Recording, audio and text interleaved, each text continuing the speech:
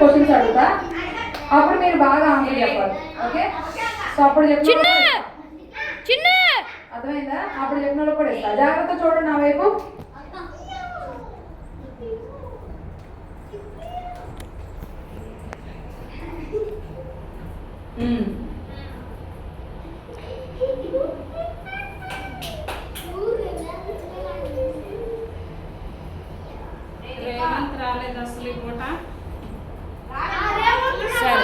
సరే సరే, మైక్ ఎవరి వైపు ఉంటే ఎవరి వైపు చూడాలి? అక్క వైపు. అక్క వైపే చూడాలి. అక్క చెప్పిందే వినాలి, ఎటు చూడకూడదు. కయ్యూరు గురించి చెప్పానా? కయ్యూరు హేబేలు కయ్యూరు చెప్పేయడం.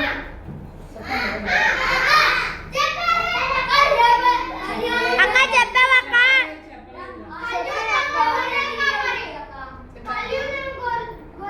ఓకే నాన్న, వెరీ గుడ్.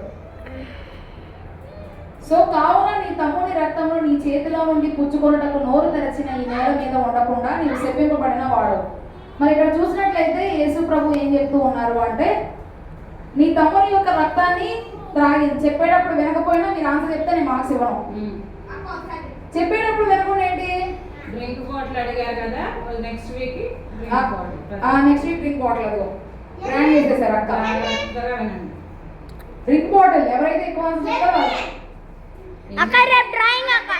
అక్క రేపు డ్రాయింగ్ అక్క. అక్క రేపు డ్రాయింగ్ చేద్దాం.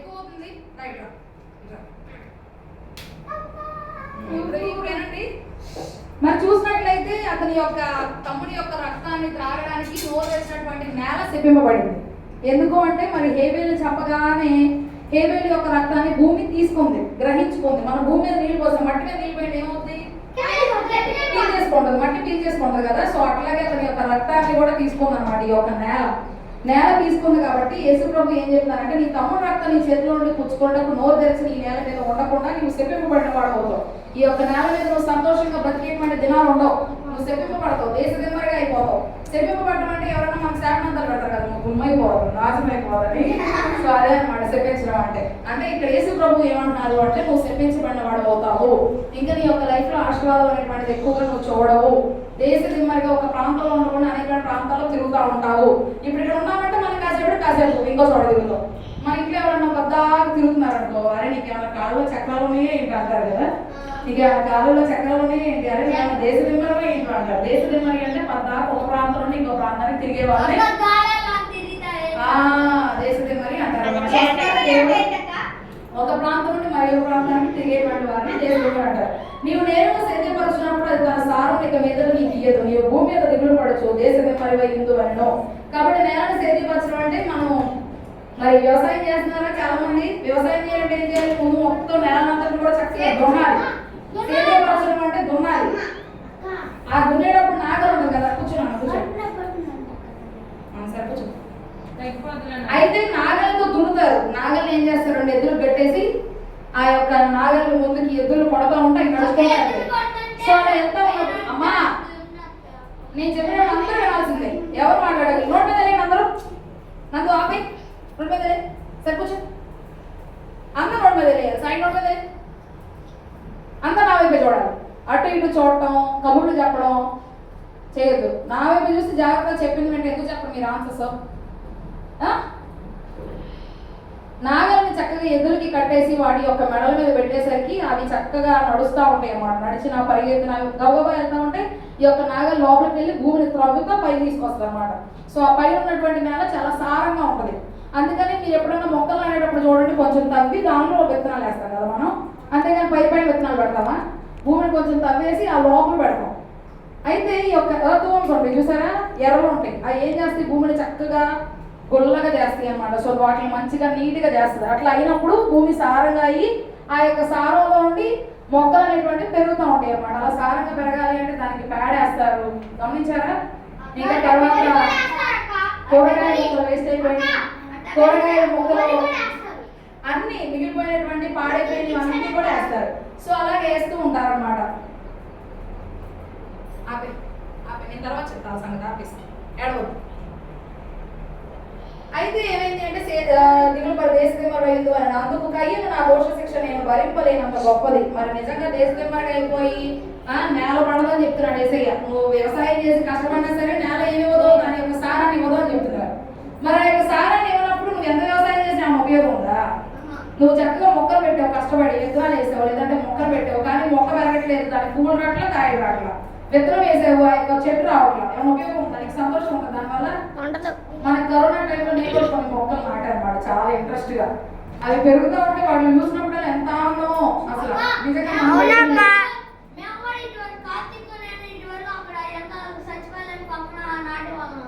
ఎంత సంతోషంగానూ ఉంటది అసలు. అట్లా మొక్క వస్తా ఉంటే కొంతమంది చెప్తారు కదా, ఒకసారి అమ్మాయి తింటా విత్తనాన్ని ఊసింది, కుయ్యగా పెద్ద చెట్టు అయింది అని చెప్తారు. ఎప్పుడైనా గమనించారా? అంటే విత్తనం ఒకసారి ఏమైందంటే పక్షులు ఒక ప్రాంతంలో ఇంకో ప్రాంతానికి తింటా ఏం చేస్తాయి అంటే అట్లా విత్తనాలు అవి తింటా ద్రాక్షకాయ ఉందనుకో దాన్ని కొట్టిద్ది రామచిలక. ఇట్లా కొట్టుకొని చక్కగా ఆ యొక్క విత్తనాలు ఏమవుతాయి అంటే విత్తనాలు తింటా ఉండగా అలాంటి పిచ్చి మాటలు చర్చిలో మాట్లాడకూడదు. ఆ విత్తనాలు తింటా ఉంటే కొన్ని కింద పడిపోతాయి. ఏదంటే అది మూతో ఇలా పట్టుకొని ఇంకో ప్రాంతం తీసుకెళ్ళినప్పుడు కింద పడతాయి. అవి కూడా ఏమవుతుంది, వర్షం రాగానే చక్కగా మొక్కలు అవుతాయి అన్నమాట. సో అలాగా మరి ఈ మొక్కలన్నీ పెరగాలి అంటే భూమి సారంగా ఉండాలి. కొన్ని చోట్ల భూమి సారంగా ఉండదు, పద్దాక దాన్ని మనం ఏదో ఒకటి చేస్తా ఉన్నామంటే సారంగా లేక సరిగ్గా పెరగక మొక్కలు పెరగక ఇంకా వారికి నష్టం వచ్చింది అన్నమాట. లేదంటే పురుగులు వచ్చేసి ఆ యొక్క మొక్కలు తినేసి నష్టం వస్తుంది పంట. సో అలాగా ఈ కయ్యూను కూడా ఏమో చెప్తాడు, ఎంత కష్టపడి నువ్వు చేసినప్పటికీ సరే చుట్టూ క్లాస్ కొట్టని చక్కగా కట్టాడు, క్లాస్ కొట్టాడు ఎంత చక్కగా వింటున్నాడో. అలాగా నువ్వు కష్టపడి ప్రయాసపడి ఎంత పంటను నువ్వు పెంచినా సరే, ఎంత పంట నువ్వు పండించినా సరే ఆ యొక్క పంట నీకు పంటదో అంత నీకు వ్యర్థం అయిపోద్ది. నువ్వు ఒక ప్రాంతం నుంచి ఇంకో ప్రాంతం తిరుగుతూ ఉంటావు, దేశ నిమ్మలు అయిపోతావు. అలా ఒక వ్యక్తి వచ్చి నీకు చెప్తే నీకు ఎంత బాధేస్తుంది. కానీ నువ్వు చేసినటువంటి పని మంచిది కాదు. అందుకనే దేవుడు అట్లా కయ్యూని చెప్పించాడు. ఏం చేశాడు? ఆయన చేసిన తప్పేంటి? తమ్ముడిని చంపేశాడు. మీరు కూడా సొంత తమ్ముళ్ళు కొడుతున్నారా? సొంత తమ్ముళ్ళు కొడుతున్నారా? తిడుతున్నారా? అక్కలు కొడుతున్నారా? అది చేయొచ్చా మనం? మన అక్కల్ని, మన తమ్ముళ్ళని, మన చెల్లెళ్ళని, అన్నయ్యలని అందరినీ మనం ప్రేమించాలి. ఎందుకంటే యేసయ్య ఏం చేశారు? అందరినీ ప్రేమించారు. మనం కూడా ఏం చేయాలి? అందరినీ ప్రేమించాలి. ఆ ప్రేమించే గుణం మనలో ఉండాలి. యేసయ్య ఏం చెప్పారు అది మనం చెయ్యాలన్నమాట. సో అయితే అట్లా చేసినందుకు ఆయనకి అంత శాపం అనేటువంటి అతని యొక్క జీవితంలో వచ్చేసింది అనమాట. నేల మీద ఉండకుండా నీవు శపింపబడిన వాడవుతావు అని చెప్పాడు. తర్వాత భూమి మీద దిగులు పడుచు దేశది. మరి పంట పండకు దిగులు వస్తుందా, సంతోషం వస్తుందా? ఎంత ఒక రోజు అంటే ఏమైంది అంటే కాంపౌండ్ దేవుడు కొన్నిసార్లు మనం ఏం పని చేయాలనేటువంటిది కూడా మనకు చెప్తారు. ఏ రోజు ఏం పని చేయాలి, ఏ సమయంలో ఏం పని చేయాలి అని. అయితే మరి ఏమైంది అంటే వినండి, కొంతమంది పొలంలో పనిచేసేటువంటి రైతులు ఉన్నారంట. సో వాళ్ళందరూ ఏం చేశారు అంటే ఈ సంవత్సరం మనం మిరపకాయలు తెలుసుగా మీకు, మినుములు తెలుసు కదా. సో మినుముల్ని వేసారంట. మినుముల్ని వేద్దాము అని చెప్పి అందరూ వేసుకొని ఒకే సమయంలో అన్నిటికి ఒక సీజన్ ఉంటుంది. జామకాయలు ఒక సీజన్లో వస్తాయి, మామిడికాయలు ఒక సీజన్లో వస్తాయి, పప్పయ్యలు ఒక సీజన్లో, అట్లా ఒక్కొక్క సీతాఫలాలు ఒక సీజన్లో వస్తాయి, పుచ్చకాయలు ఒక సీజన్లో వస్తాయి, యాపిల్స్ ఒక సీజన్లో వస్తాయి, పుచ్చకాయలు ఒక సీజన్లో. సో ఇవన్నీ కూడా ఒక్కొక్కటి ఒక్కొక్క సీజన్లో వస్తాయి కాబట్టి వినన్నా ఒక్కొక్కటి ఒక్కొక్క సీజన్లో వస్తాయి కాబట్టి దాని ప్రకారంగా చేయాలి. మినుములు కూడా వేద్దాము అని చెప్పి వాళ్ళు అనుకున్నారు. మినుములు కూడా వేద్దామని చెప్పి అనుకున్నారంట. సో అయితే అందరూ వేద్దాం అనుకునేసరికి దేవుడు ఒక వ్యక్తికి మాత్రం నువ్వు మినుములు వేయద్దు, నువ్వు పెసలు వేయి అని చెప్పారంట. నువ్వు మినుములు వేయద్దు, అందరూ మినుములు వేస్తున్నారు కానీ నువ్వు పెసలు వేయి అంటే పెసల విత్తనాలు నువ్వు పెట్టు, నీకు పెసలు వస్తాయి చాలా. అవి ఎలా వస్తాయి తెలుసా? మన బీన్స్ ఉంటాయి చూసారా, మన చిక్కుళ్ళు ఎలా వస్తాయి అలా వస్తాయి. చిక్కుడు గింజలు వలవగానే లోపల చిక్కుడు గింజలు ఉన్నట్టే ఇట్లా మినుములు పెసలు కూడా అలాగే వస్తాయి. సో అయితే అట్లా వేయని చెప్పగానే ఈయన అనుకున్నాడంట, అరే ఈ టైంలో నువ్వు పెసలేస్తావు ఏంటి అని చెప్పి అందరు నవ్వారండి ఈయన చూసి. సరే దేవుడు చెప్తున్నాడు కదా చేద్దాము అని చెప్పి చేశాడు. అందరూ ఏమో ఈ టైంలో పెసలేస్తున్నావు నీకేం ఉపయోగం రాదు, అందరూ మినుములేస్తాను నువ్వు ఒక్కడు పెసలేస్తున్నావు ఏంటంటే దేవుడు చెప్పాడని చేశాడు ఆయన. అందరూ ఒక వెర్రివాళ్ళలాగా ఆయన చూశారు. కానీ ఏమైంది అంటే అంతా కూడా పురుగు పట్టేసి మినుములు వేసిన వాళ్ళందరూ పొలాలు పాడైపోయింది. కానీ ఈ పెసలు ఉన్నటువంటి చెట్లు మాత్రం చక్కగా పెరిగినాయి మొక్కలో. ఆయన యొక్క మొక్క అంతా బాగా పెరిగింది, ఆయన యొక్క పంట అంతా చక్కగా రాబడైంది అనమాట. ఆయనకు వచ్చింది, చక్కగా లాభం పొందుకున్నాడు. కాబట్టి దేవుడు చెప్పినటువంటి మాటలు కొన్నిసార్లు మనకు ఆశ్చర్యంగా ఉంటాయి.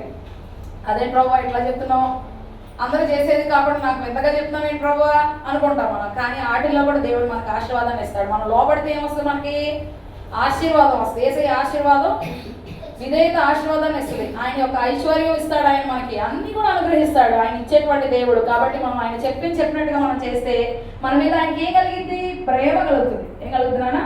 ప్రేమ కలుగుతుంది. కాబట్టి యేసయ్య ప్రేమను మనం ఎప్పుడు పొందుకునేటువంటి విధంగా నిరంతరం ప్రార్థన చేసుకొని ఆయనతో మనం మాట్లాడాలి. సో అప్పుడు కయ్యూలాగా శపించబడడం. అట్లాగే మన తోటి వారిని ఏం చేయాలి? ప్రేమించాలి. ఇందువల్ల నీ పొరుగు వారిని ప్రేమించాలంటున్నారు యేసయ్య. ఇందువల్ల నీ పొరుగు వారిని ప్రేమించాలి. అలా ప్రేమించినప్పుడు యేసయ్య మనల్ని ఆశీర్వదిస్తాడు.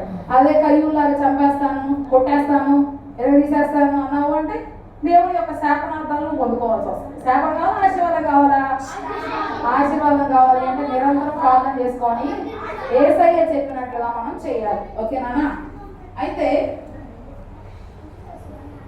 నేను నా దోష శిక్ష నేను భరింపలేనంత గొప్పది, అంత భయంకరమైనటువంటి దోష శిక్ష ఆయన మీదకి వచ్చేసి నేడు ఈ ప్రదేశం నుండి నన్ను వెళ్ళగొట్టింది. నీ సన్నిధికి రాకుండా వెలివేయబడి దిగులు పడచ్చు, భూమి మీద దేశదిమ్మని ఇందును కావున నన్ను కనుగొని వాడేవాడో వాడు నన్ను చంపునని యెహోవాతో అన్నాడు. అప్పుడు అంటున్నాడు, దేవా నన్ను వెలివేసావు. వెలివేయడం అంటే ఇప్పుడు మీరందరూ కూర్చున్నారు ఇక్కడ, నేనేం చేస్తాను? అమ్మా మీరు మాట్లాడినట్టు మోపిల్లలు మాట్లాడట్లేదు. ఏం మాట్లాడతారు? ఓపు మే సైలెంట్ ఉండండి అమ్మే. మీరు గర్ల్స్ బాయ్స్ ఎక్కువ పెట్టారు. డిస్టర్బెన్స్ చేస్తున్నట్టున్నారు. అసలు మోపిల్లలు మాట్లాడరు. అసలు సరే పంపించేస్తా. వాడు తిరుగుతాడు. ఏం నీకు పక్కన చెప్ప ప్రాబ్లం ఏంటి? ముందున్న పిల్లలు ఎవరు? అసలు మోపిల్లలు చక్కగా కూర్చొని అసలు మాట్లాడరు, చక్కగా వింటారు. మీరేంటో అసలు అక్క ఈసారి పంపించే అక్క. అదే పంపించే సరిపోద్ది. ఏ ఫోన్లో పాప నుంచుతుంటే ఎక్కువైంది అలాగే. మాట్లాడితే సార్ డబ్బులు పడిపోతాయి. నేను ఇంకా ఆగను ఎవరి గురించి.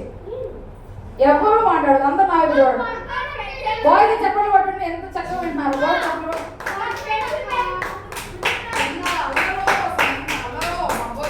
మీరు కూడా చెప్పండి. సరే వినండి. ఎవరక్క మీరు కూడా చెప్పండి. వింటున్నారు? Good boys. బాయ్స్ కూడా క్లాస్ కొట్టి నాలుగు కూడా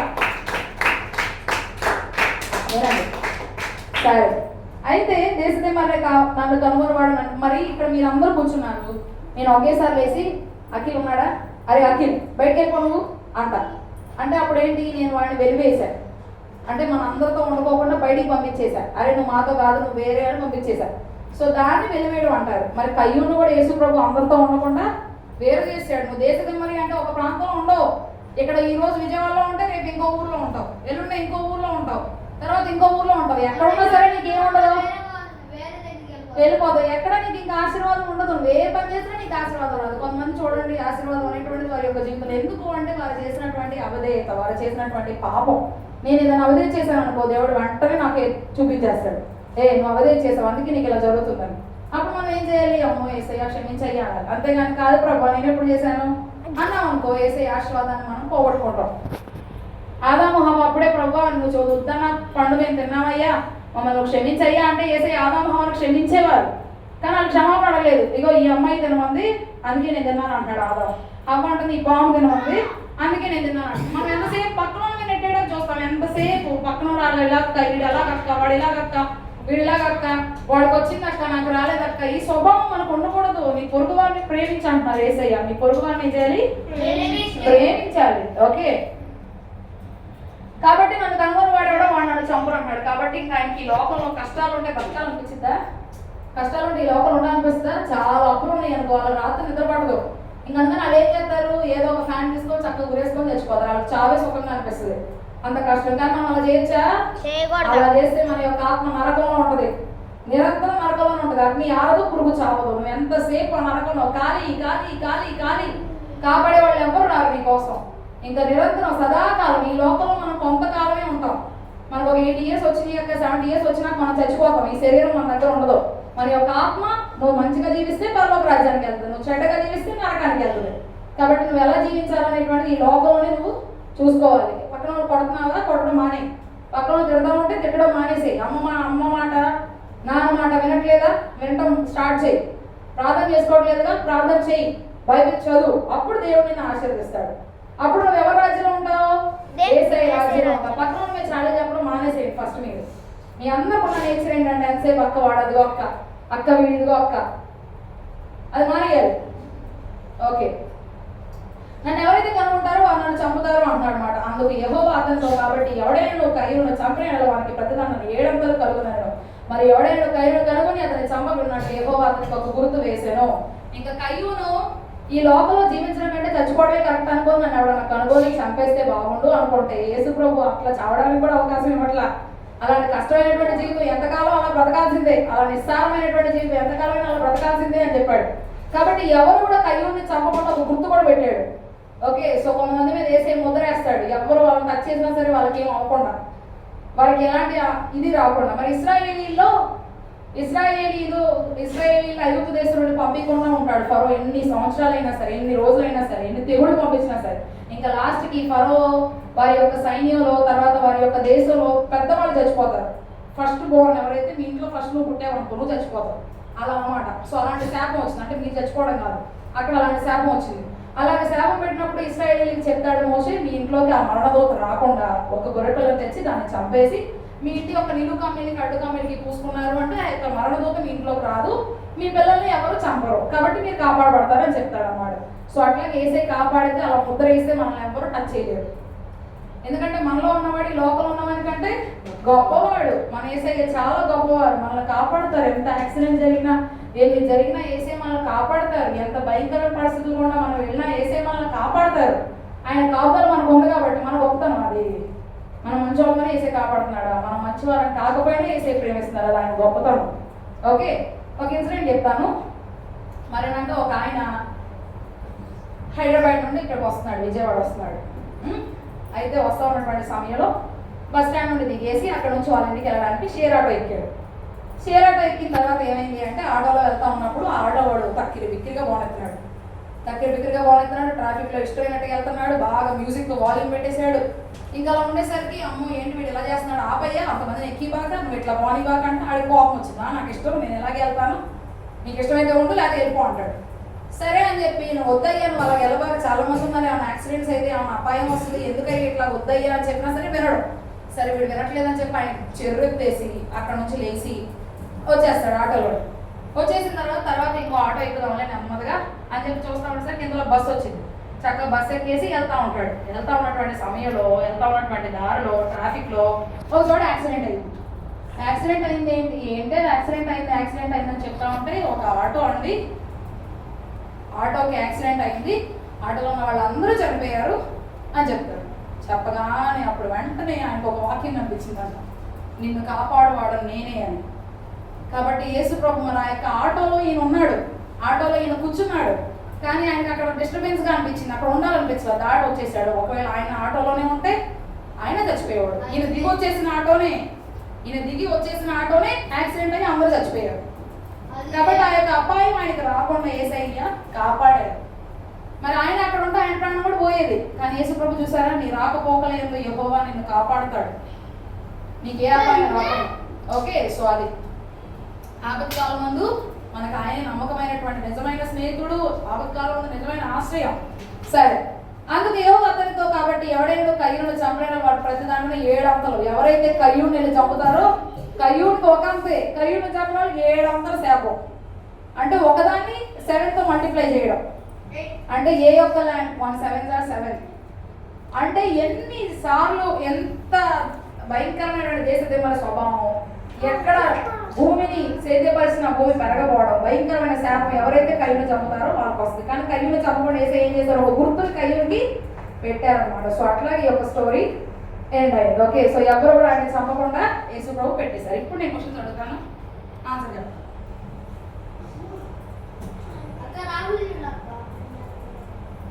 మళ్ళీ వెళ్తారు పక్కన దగ్గరికి. అక్క ఎంత కష్టపడి చెప్పింది, మీరైనా ఆర్డర్ చేస్తున్నారని మెచ్చుకోవాలి. ఎవరికి వచ్చిన ఆన్సర్ వాళ్ళు చెప్పేసేయండి. వీళ్ళు చెప్పారా, ఆడు చెప్పారా, అవన్నీ ఏం లేవు, ఎవరికి వస్తే వాళ్ళు చెప్పండి, ఏం లేదు ఇందులో. సో కయ్యూని దేవుడు ఏమని శపించాడు, దేశదిమ్మం అయిపోతా ఉన్నాడు. భూమిని సేద్యపరిచినప్పుడైనా సరే భూమి దాని యొక్క దేనివ్వదు, సారమును ఇవ్వదు. ఏమివ్వదు? ఏమివ్వదు? సారమును ఇవ్వదు అనమాట. సో అయితే మరి కయ్యూను చంపిన వాళ్ళకి ఎన్ని అంతలు శాపం? 7 అంతలు. ఎవరు కయ్యూని చంపకుండా ఏం పెట్టాడు యేసయ్య? గుర్తు పెట్టాడు, ఒక గుర్తు పెట్టాడు. ఎందుకు ఎంత శాపం కయ్యూని మీదకి వచ్చింది? హేబెలు యొక్క రక్తాన్ని ఏది మింగింది? భూమి మింగింది. కాబట్టి సో ఏది సారం ఇవ్వదు ఇక మీదట? భూమి సారం కాబట్టి వ్యవసాయం చేసిన ఆయనకి ఏమైనా పండుతాయి అంట. నేను ఒక ఇన్సిడెంట్ చెప్పాను కదా, అందరూ మినుములు వేసారు పంట, ఈయన వేసాడు ఇంకొక ఆయన, అందరికి ఏమొచ్చింది? పురుగు బట్టి నష్టం వచ్చింది. మరి ఇంక వచ్చిందా? మన ఆడోళ్ళు వెళ్ళి ఆయన ఎందుకు దిగిపోయాడు?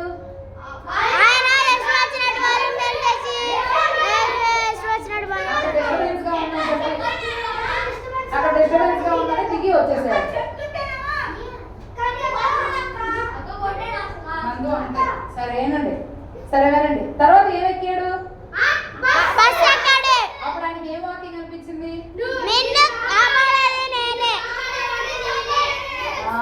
కాబట్టి వాక్యం చెప్పండి. నిన్ను కాపాడువాడను నేనే, నిన్ను కాపాడువాడను నేనే. కొన్ని వాక్యాలు స్పష్టంగా యేసయ్య మనతో మాట్లాడినట్టే ఉంది కదా. ఎప్పుడన్నా గమనించారు అలాంటి వాక్యాలని? సరే, నేను ఒక చిన్న సాక్ష్యం చెప్తాను. ప్రభు నామ స్తోత్రం. మీ అందరికి నా వందనాలు. అయితే పామ్ సండే రోజు గుర్తుందా? పామ్ సండే రోజు మరి దేవుని కృప వల్ల నేను యాక్చువల్గా అయితే అసలు ఎక్కువసేపు నిలబడలేను, కానీ దేవుని పని చేసేటప్పుడు వేసే ఎలా శక్తిస్తారో తెలియదు, కానీ నిజంగా ఆశ్చర్యంగా ప్రభు నిలబడతారు. అయితే ఏమైందంటే పామ్ సండే రోజు మేము 4 ప్రాంతాలకు వెళ్ళాల్సి వచ్చింది. 4 ప్రాంతాలకి దేవుని పని చేయడానికి ప్రభు అవకాశం ఇచ్చారు. అయితే నేనేమనుకున్నాను అంటే అన్ని ప్రాంతాల్లో నేను అడగలనో లేదో, నాకు అంత శక్తి ఉంటుందో లేదో అనుకున్నాను అనమాట. కానీ యేసు ప్రభు ఎంత శక్తిని ఇచ్చారంటే ప్రతి ప్రాంతంలో కూడా ముందు నడుస్తా దేవుని శుద్ధిస్తా ఆయన పని చేయడానికి అయోగ్యురాలను అపాత్రురాలైనా నాకు కూడా వేసే అవకాశాన్ని ఇచ్చారు. ఆయన పని చేయడానికి ఎంతగానో సహాయం చేశారు. ఫస్ట్ ఏమో మా చర్చిలో, తర్వాత మనం ఇక్కడ చేసాం కదా. ఎంతమంది వచ్చారు పామ్ సండే రోజు? ఇక్కడ చేసాము. తర్వాత ఇక్కడ అయిపోయింది. ఇక్కడైతే అసలు ఇది కూడా ఒక మెరకల్. ఇక్కడికి వచ్చిన తర్వాత పిల్లలందరూ మన దగ్గరకు వచ్చే వాళ్ళందరూ అక్కడ సండే స్కూల్లో ఉన్నారు. తర్వాత ఇంకొంతమంది ఈ చర్చిలో వచ్చారు. అబ్బో, అయితే అసలు ఈ రోజు మనకి ఇక్కడ ఎవరు రారేమో, అక్క మనం అయితే ఇక్కడ ముగించేద్దామా, ఏదో జస్ట్ ఇక్కడ వరకు సండే వరకు దిగి వెళ్ళిపోదాం అక్క అన్నాను అక్కతో. పాపం అక్క కూడా ఆలోచించారు ఏంటో ఇలా అయిపోయింది అని. కానీ దేవుడు బట్టి ఆశ్చర్య రీతిగా అసలు ఇక్కడ పైకి రావడం, ఇక్కడ ప్రార్థన చేయడం, పిల్లలే చెప్పారు అక్క మనం పైకి వెళ్దాం అక్క, ప్రార్థన చేద్దాం అక్క, పాటలు పాడదాం అక్క. లాస్యాను గౌరీ వాళ్ళు చెప్పగానే ఇంకా అలాగే పైకి వచ్చాము, చక్కగా పాటలు పాడే. నిజంగా దేవుడు ఆ పాటల ద్వారా పిల్లల్ని తీసుకొచ్చారు. మరలా మేము కిందకి వెళ్ళాము, ర్యాలీ చేసాము. పర్లేదు, యేసు ప్రభు చాలా మంది మన పిల్లల్ని తీసుకొచ్చారు. అది అయిపోయిన తర్వాత మరి పైడూరు పాడేద్దాం. మరి అక్కడ కూడా ఆశ్చర్యంగా అసలు వెళ్ళేటువంటి సమయంలో ఎండ బాగుంది అక్కడ. అంత ఎండలో కూడా దేవుడు చల్లటి శక్యమనే మేఘాన్ని మా కోసం కప్పి చల్లటి గాలి మేము నడిచేటప్పుడు మరి దేవుడు అట్లాగా అక్కడ వాడుకున్నాడు. సరే, అది అయిపోయిన తర్వాత మా మమ్మీ, నేను, మా అక్క వెళ్ళామన్నమాట. సో అది అయిపోయిన తర్వాత మళ్ళీ నేనన్నా ఫుడ్ తినమని మా మమ్మీ తినమంటే తిన్నాను, కానీ వాళ్ళు అసలు ఫుడ్ కూడా తిన్నా పాపం. అలాగే వచ్చి అది అయిపోయిన తర్వాత మళ్ళీ కొండ మొక్కలు వెళ్ళాము. అక్కడ కూడా దేవుని పని చేయడానికి యేసయ్య ఎంతో ఆశ్చర్యరీతిగా అద్భుత రీతిగా గొప్ప కార్యాలను చేశారన్నమాట. ఇదంతా కేవలం దేవుని కృపే కానీ మన గొప్పతనం ఏది కాదు. సరేనా? దేవుని నామ స్తోత్రం. మీ అందరికీ నా వందనాలు. థ్యాంక్ యూ చెప్పాను.